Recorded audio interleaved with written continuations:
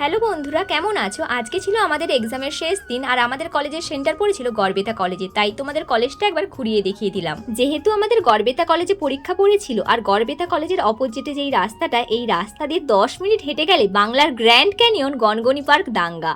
তো আমরাও বেশি দেরি না করে হাঁটতে হাঁটতে আর রাস্তার দুপাশে বিভিন্ন ধরনের সবজি ফল চাষ দেখতে দেখতে এমনকি হাল, এখানে জানো এখনো পর্যন্ত গরু দিয়ে হাল করানো হয়, সবকিছু দেখতে দেখতে আমরা চলে এসেছি বাংলার গ্র্যান্ড ক্যানিয়ন, গনগনি পার্ক, দাঙ্গাতে। তোমাদের তো বাইরের রাস্তাটা দেখালাম, লাল মাটির রাস্তা আর জঙ্গল, মাঝে মাঝে জল জমে আছে। আসলে এখন এখানের ওয়েদারটা হচ্ছে, রাতে হচ্ছে প্রচুর বৃষ্টি আর সকালে হচ্ছে গরম আর সন্ধ্যেবেলায় পড়ছে হালকা হালকা ঠান্ডা।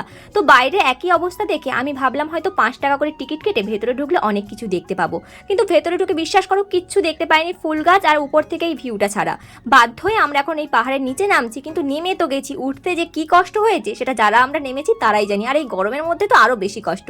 চলো আজকের মতো টাটা।